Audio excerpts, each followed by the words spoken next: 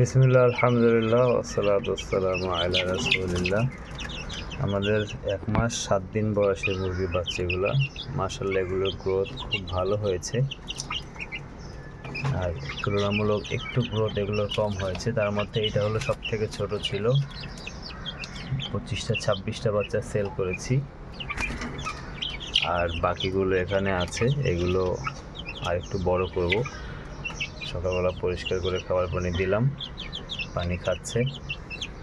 ঘটনা হলো, মুরগির বাচ্চাগুলো সুস্থ রাখার জন্য পরিষ্কার পরিচ্ছন্ন পরিবেশ, রেগুলার পরিষ্কার পানি দিতে হবে, মানসম্মত খাবার দিতে হবে, সময় মতন ভ্যাকসিন দিতে হবে। আর 3 মাস বয়স হলে কৃমির ডোজ করতে হবে, তারপর 3 মাস পর পর কৃমির ডোজ। এই কয়েকটা বিষয় ফলো করলেই মুরগির বাচ্চাগুলো সুস্থভাবে বেড়ে উঠবে। আলহামদুলিল্লাহ, নিচে যেগুলো আছে এগুলো তুলনামূলক একটু বড়, এবং এগুলো হলো সব হলো মোরকের বাচ্চা। তো মোরকের বাচ্চা হওয়াতে এগুলোর গ্রোথটা একটু বেশি। এই যেটা দেখা যায়, এটা মাশাআল্লাহ ভালোই বড় হচ্ছে। এত দ্রুত সময় এগুলো বড় হয়েছে, আমি নিজেই বিশ্বাস করতে পারতেছি না যে এত দ্রুত সময় বড় হচ্ছে। আর কি, এই হলো আমার বাসার সবজি।